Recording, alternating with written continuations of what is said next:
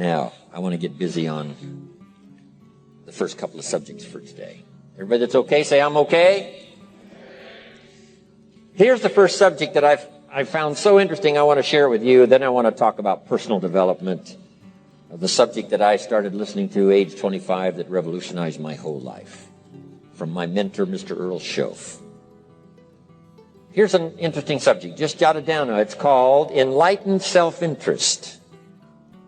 Enlightened self-interest. It's a fascinating study to study the idea of self-interest. But just make this note, all of us, have self-interest. The key is for it to be enlightened so that everybody wins and no one loses. Our first interest is to survive. What does it take to survive? Our second interest is to succeed. What does it take to succeed? What does it take for me personally to survive and to succeed? Can I legitimately be interested enough in the things that help me both succeed and survive? And here's what I discovered. The answer is yes. It's possible to exercise self-interest, but to do it in such a way that no one loses, everyone benefits. Key phrase. Life was not designed to give us what we need. Life was designed to give us what we deserve. We do not reap a harvest in the fall because we need it. We reap a harvest in the fall because we deserve it. Not necessarily from a moral standpoint. Of course, there are some moral laws as well, spiritual and moral laws. But just the basic laws that simply say if you wish to reap, you must plant. So jot this down. Reaping is reserved for the planters. And the reason they reap is because they deserve it. They're the planters. They deserve to reap. Interesting Bible phrase that says, if you keep knocking, you'll find open doors. Good phrase to jot down. If you keep knocking, you'll find open doors. Doors of opportunity. Doors of a chance to meet someone. Doors open for association. Doors open to find someone special. Doors open to find a unique business colleague. If you keep knocking, the phrase says, doors of opportunity are open to those who continually knock. So we don't find open doors of opportunity because we need them. We find them because we deserve them. Only those who knock deserve to find an open door. But the promise is, if you continually knock, you'll find doors of opportunity. It says, if you search, you will find. So make the note, it's good. Finding is reserved for the searchers because they deserve it. Now, at first they may have needed it, but they now know that just needing it is not sufficient. But if they need it, now they must qualify for it. The reason why you're going to be blessed with good ideas this weekend is because you've come searching. You've gotten on an airplane to come searching. Got in your automobile to come searching. You got here searching. Now you're ready to receive. And for those who search, they will find answers. They will find plans, imagination to stir yourself into action for future benefit. So if you search, to find a good idea, you must go looking, go searching. You've got to go to church. You've got to go to class. You've got to go to the seminar. You've got to go to the library. You've got to go to the books if you wish to find. Rarely does a good idea interrupt you. Rarely. But if you will search, you will find. So we get not what we need, but we get what we deserve. It says if you ask, someone has an answer. If you keep asking, the answers belong to you. Because by virtue of asking, you have qualified. So we don't get what we need, we get what we deserve. The mother on welfare should be taught in some small manner that hopefully she can begin deserving the welfare check. Not getting it because she needs it, but now starting to get it because she deserves it. If the welfare worker says to Mary, Mary, I brought a bucket of paint and a paintbrush, and the next time I come, if the door is painted and the fence here in front is painted, I give you the check for $450. Not that painting the door and painting the fence is worth $450. It's not worth that much, but it is the beginning of the process. So make that note. I want to begin the process of deserving. What would that be? What process should I begin engaging in to deserve good health, to deserve a good relationship, to deserve prosperity, to deserve an enterprise, to deserve the opportunity to build a city? What must I do to begin the process of deserving? So now the welfare worker comes back and the door is painted and the fence is painted, and now Mary gets the $450 to help take care of her children, not because she needs it, but because she's beginning to deserve it. Then the welfare worker thinks of some other project. She said, Mary, if these weeds are gone and this little garden is cultivated, when I come back, now that the door is painted and the fence is painted, if the weeds are gone and this little garden is cultivated, you get the $450. And step by step, a new life is emerging, learning the process of deserving it, not just needing. We teach our children at home, right? Child says, I need $10. So that language doesn't work here. There's plenty of money here, and the vaults are full. But to say I need $10 is not how you open the vault. So the child says what? Wow, how can I get that $10 that I need? So here's what they learn to say. How could I earn $10? Now the vault opens up. Now the money starts to flow. How could I earn $10? What could I do to earn the money? Not to get the money because you need it. Maybe you need the money. That's, all of us have needs. But here the key is to figure out how to open the vault, how to open the bank, how to open this unbelievable flow of resources to come our way. And here's the key: to deserve it, not to need it. You can't walk out to the field and say to the field, I need a crop. Here's what the field says. Here's what the ground says. Who is this clown that brings me his need but brings me no seed? So jot that down. Take your seed to the marketplace, not your need. Don't disclose your need to the marketplace, only your willingness. We'll talk about that a little later today. Because the marketplace is not interested in your need, but they are interested in your seed. They're interested in your willingness to work. They're interested in your disciplines. They're interested in your eagerness. They're interested in your vitality and your work ethic. That's what the marketplace is interested in. Not your need, but your seed. Okay. We get what we deserve. Old Testament God says, if you'll move toward me, I'll move toward you. See, that's how you get those occasions to meet God. You must make the move. God could say, you don't move, I don't move. You say, well, that's arbitrary.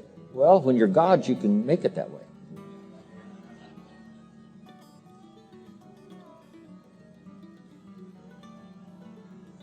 So, the law says if you wish to receive. Now let's talk about enlightened self-interest. If you wish to receive. And we would call the wish to receive self-interest. But if it's enlightened self-interest, here's what it says. I understand that in order to receive, I must give. Receiving is reserved for those who give. Receiving is not reserved for those who need it. It's reserved for those who deserve it.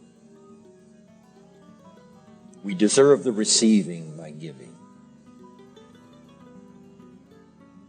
In fact, there's an extraordinary phrase in this little context, and here's what it says. It's better to give than it is to receive. Now, the uneducated person would find that difficult to ponder. Why would it be better to give than it is to receive? So let me give you one of the better phrases for the day. Here it is. Giving starts the receiving process. So of course it's better to give than it is to receive. How much receiving do you wish? You must start the giving process.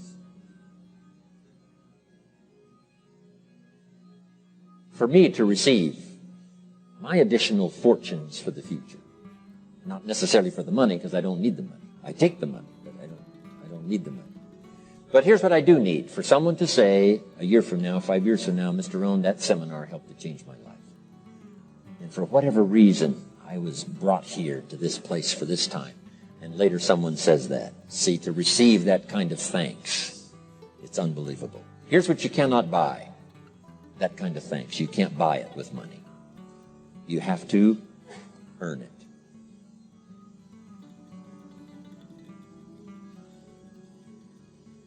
Now, let's expand a little further now. It's called the law of riches and wealth.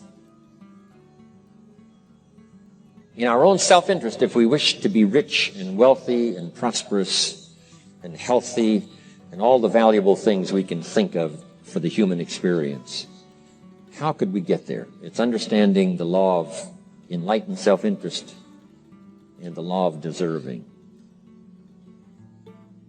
The question was asked in the Bible, how can we be great? What is the key to greatness? Great wealth, great return, great accolades, trophies to put on the mantle above the fireplace. How can we get great respect, great riches, great abundance for ourselves? How can we get that? And the answer was given, and here was the answer. Find a way to serve.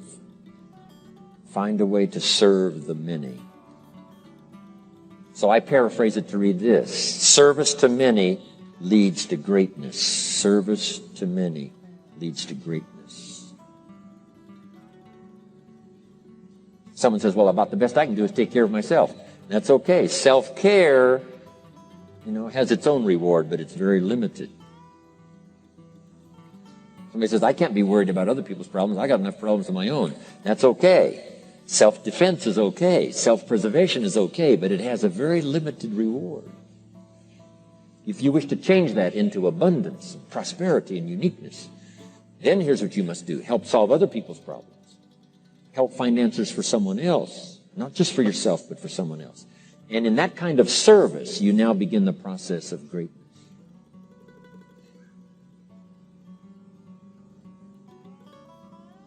Someone asked the question, how can I be ruler over many? How could I manage a lot of people? How could I be the leader of a vast movement or enterprise? Here was the answer. Nothing wrong with that wish. We call that self-interest of the highest kind. Wishing to be the manager, the ruler, wishing to be presiding over many people. Here was the answer. Be faithful when the amounts are small. Be faithful when there's just a few. Be disciplined when there's only a few. That starts to entitle you to someday be ruler over many. You say, well, if I had a big organization, I'd really run it with a strong hand and I'd be a fabulous leader. But I've only got a few and I don't know where they are. See, that's not going to work. If you wish to preside over riches, you must start when the amounts are small. Someone says, oh, if I had a fortune, I'd really take good care of it, but I've only got a paycheck, I don't know where it goes. See, not knowing where it goes disqualifies you now for presiding over the fortune. We've all heard that, right? I don't know where it all goes. Did you ever hear that expression? Oh, we'd love to have you run the company. You don't know where it all goes. Somebody says, it just gets away from me. Oh, we'd love to have you run the world, right? It just gets away from you. Somebody says, it's only pennies and it's only a few. Here's where you begin to qualify for abundance and riches and greatness and respect, is to be disciplined when the amounts are small. Someone finds it unique, right, that this many people would come and hear what I've got to say for a whole weekend. But this is not where I started. I started with just a few. But I was so on fire with the few, trying to translate for them in my awkward ways back then. What had happened to me? My life got changed, my income got changed, my health got changed, everything got changed for the better. And now I've lived the most extraordinary life. But it started with my passion for just a few, to translate for just the few. Someone says, well, there's just a few here. Does this meeting matter when there's only a few? And the answer is yes. Jot this down. You never know who's in the audience, whether it's a few or 1,000 or whatever. But you got to be faithful when there's just a few. Tell your story when there's just a few. Be just as passionate about ideas that can change someone's life when there's just a few. Now you begin. You're not fully qualified, but you begin the qualification to someday speak to many. Someday preside over a vast crowd. Someday be the manager or the leader of millions. It starts in those early days to deserve it. Now, jot this down. Also give yourself a chance to change. Some things I held on to that I thought this was it. I'm telling you, after a while I gave it up, found out it wasn't it. So give yourself a chance to change. Refine your philosophy. Refine your direction. If you'll give yourself a chance to do that, here's what will happen down the road a ways. A new door will open that you haven't discovered before. Give yourself a chance to change. Reevaluate.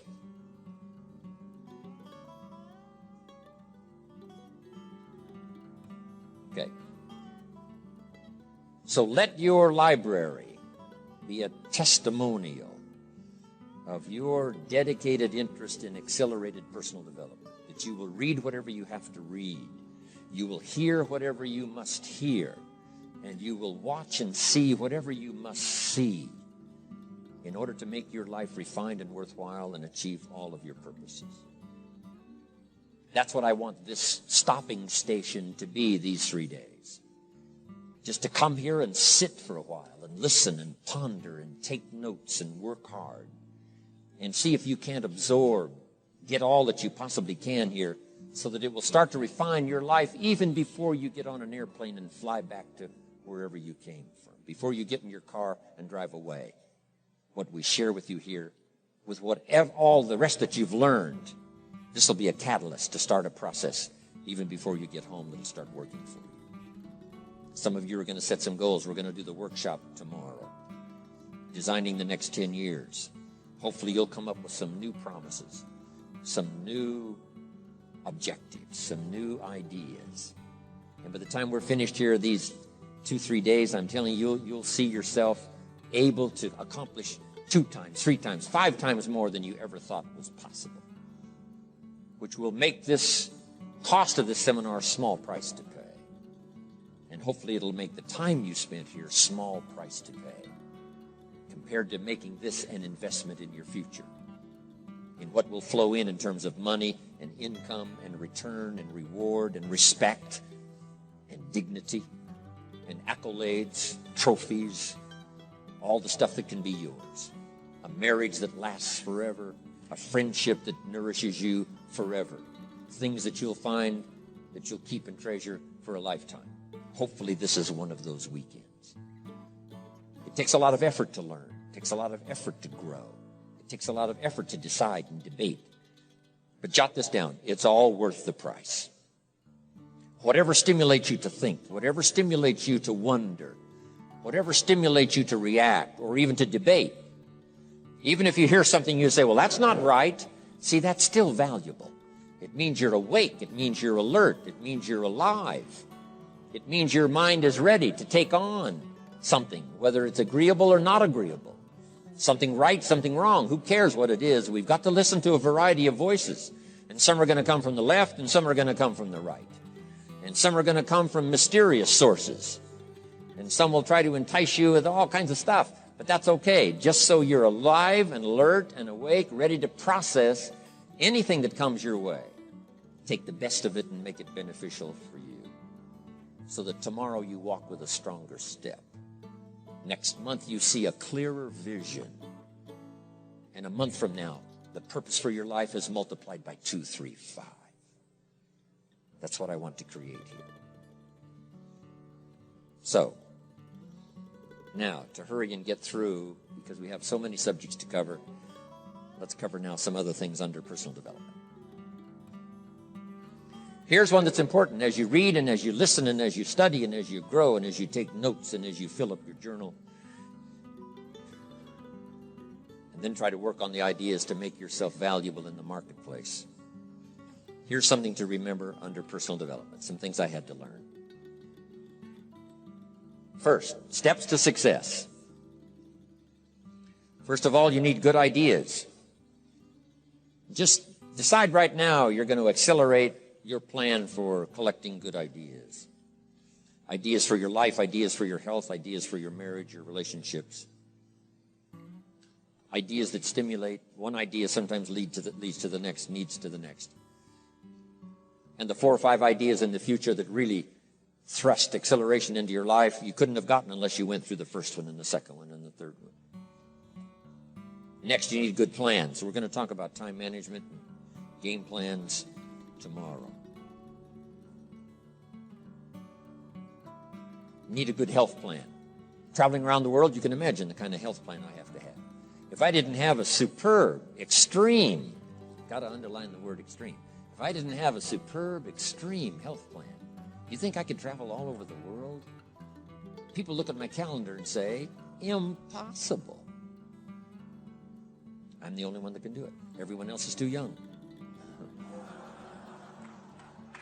Incredible.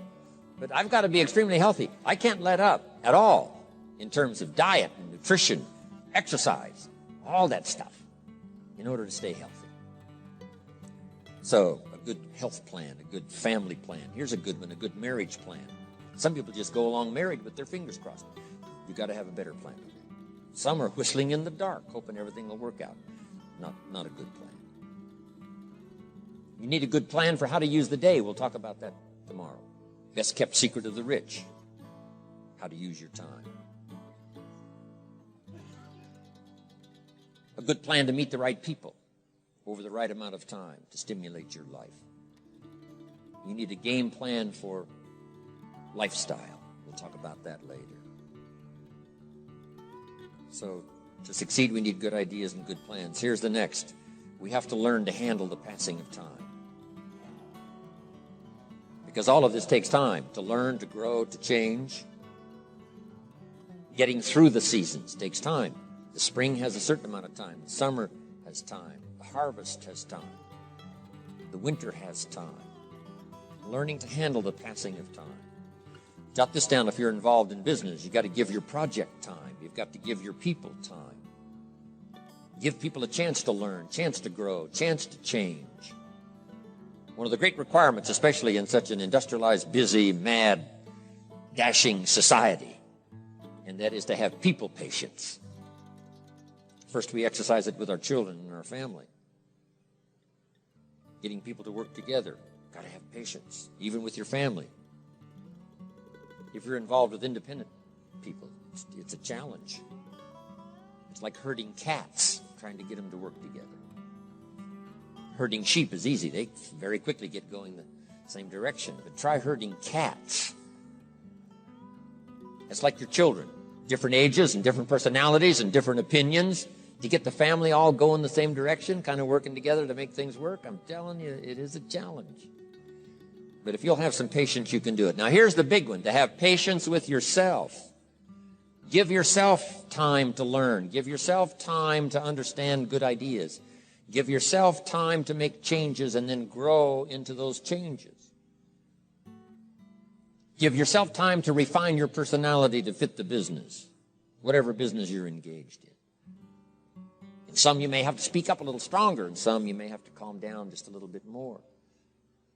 Just learn to refine your personality and your temperament to suit. All of us can do that, but it takes time. Have patience with yourself. We had to do that from the beginning. Learning to tie the shoestrings of your shoes. If you tried a couple of times and says, I'll never learn this, it's over. Say, no, you can't go through life with your shoes untied. Come on. Some people, maybe it happens for them a little quicker than others. Some people get the hang of it almost overnight. Someone else, it takes a little longer. If it takes you a little longer, have patience with yourself. Because patience has its own reward. Patience is a virtue of the extraordinary kind. We have to have patience with our employers. We have to have patience with government officials. You've got to have patience with IRS. You've got to have patience with the Army. You've got to have patience with the FBI. Here's a good thing to remember while you're exercising patience. Usually enough good people will finally make it right. You just got to jot that down. Usually enough good people will finally make it right. Not everyone in the community is going to toe the line and do the moral thing. But let me tell you what, most will. That's how we create a society that we can live in. Most will. Every teenager will not obey all the rules and regulations and live a model life. Not everyone will, but jot this down. Most will. Enough will.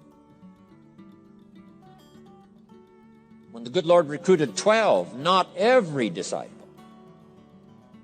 not every one of the 12, but it was enough of the 12 to start a movement that's lasted for 2,000 years. Not everyone, but enough will. There's only been a couple of exceptions to that rule. One was the story of Sodom and Gomorrah. God was going to destroy Sodom and Gomorrah for their evil ways. Abraham had a friend that lived there. And Abraham implored and said, God, if I can go to Sodom and Gomorrah and find 50 righteous people, will you spare the city? And God said, Abraham, you've been such an excellent friend of mine. Yes, I'll spare the city if you can find 50. So he searches the city, can't find 50 good people. Comes back and says, Lord, would you take 40? God says, Abraham, for you, come on, I'll do it. If you can find 40. So he searches for 40, can't find 40. And he comes back and says, would you take 30? Good Lord says, Abraham, only for you will I reduce it to 30. Can't find 30. Can't find 20. Abraham said, this is my last request. Would you take 10? God said, only for you, Abraham. So he went searching for 10. And you know the story. Couldn't find 10. That's the exception to the rule. So he said, Abraham, get your friend Lot and his family out of there because the end has come. But that's the exception to the rule. So jot down the general rule. Most will. In a civilized society, most will obey the rules. In government, most will. Not every senator will, but what? Enough will to build a stable government and a future. Not everyone in the armed forces will, but enough will. Not everyone in the community will, but enough will. Not every teenager in this high school will, but I'm telling you, the most will. And that's how we survive in a civilized society, because most will.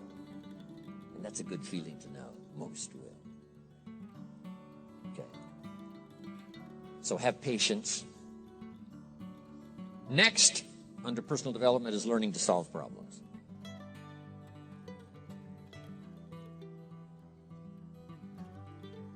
By the way, having patience with the seasons takes time to develop the crop. You can't plant the seed, dig around it in a few days saying, where is it, where is it? And you can't really help. All you can do is nourish. Some people plant in the spring, leave in the summer. Just haven't got the patience to last. So next comes solving problems. Business problems, family problems, personal problems, financial problems, emotional problems. There's all kinds. Here's a good idea I found in solving problems. Every once in a while you've got to, I forgot it here, but I can just describe it for you. Take a piece of paper, put a line down the center of the paper, and on the left side, describe the problem. So just jot that down. A piece of paper in half, on the left side, describe the problem. Sometimes it's a good idea to take a problem out of your head and put it on paper. We'll talk a little bit more tomorrow about how to think on paper. This is one of the ways to think on paper. Our mind usually is too busy sometimes to sort things out. So if you take it out of your mind, put it on paper, what is the problem? And you just describe to the best of your ability what the problem is. And then ask this question, is that all of it? Because if you're going to prescribe something for the problem, you need to know what all of it is. When you've got it all listed, on the other side now of the paper is called answers and solutions. The problem on one side, answers and solutions on the other side. And now let me give you 3 questions. 3 questions that can help solve most any problem. Here are those questions. Number 1, What could I do? So just jot that down. What could I do? Then you start developing what we call working papers. And the working papers consist of making a list of the things you could do to solve this problem. Number one, and you say, well, number one would take too long. I can see that right now. Let's go to number two. Maybe that's the answer. Number three, no, that isn't it. And let's say you've got several points now and you've done your best to try to solve the problem yourself and you can't solve it yourself. Here's the second question. What could I read? Maybe somebody spent a lifetime researching the problem you've got, and they've got some excellent answers from a lifetime of research. Maybe in your own journal you've taken notes before on something. You say, hey, I remember a class I took. Seems like there were some answers there, so you go back, do a little research. So under number two is research. And if you search, what? You will find. If you research, you will find. Search and research.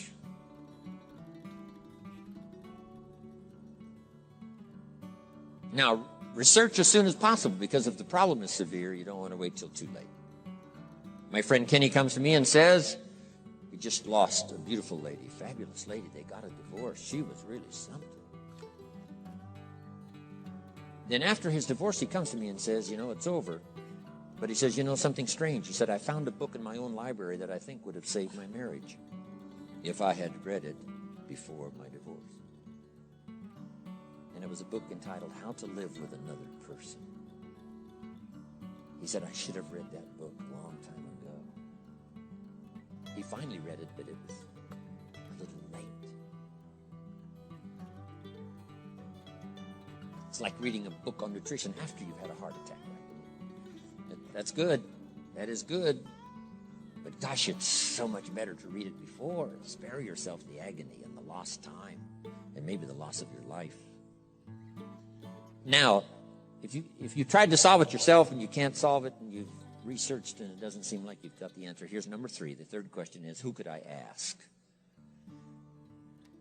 Is there someone around me that might have the answer to my problem? Now, under that, put this. Don't ask first now. Try to solve it yourself. Develop some working papers. What you think you might do, that still isn't it.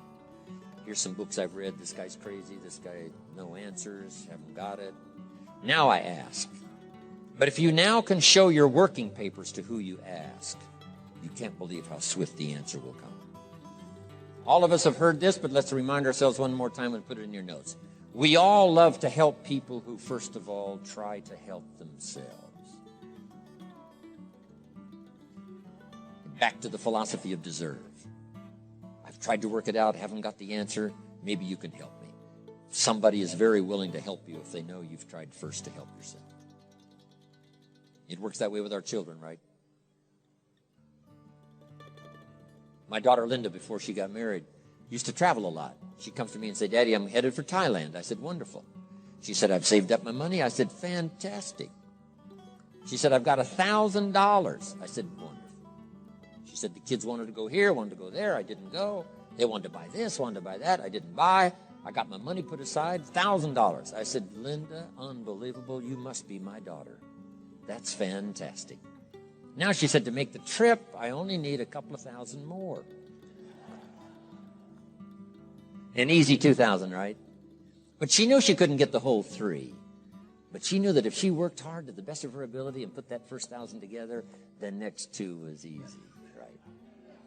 Okay.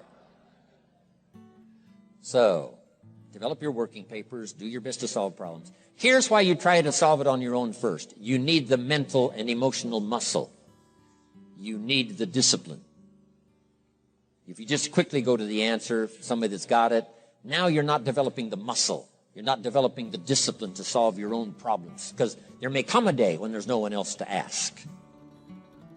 So you need the rhythm of learning, the rhythm of trying, the rhythm of seeing if you can do it first to build the emotional, mental muscle.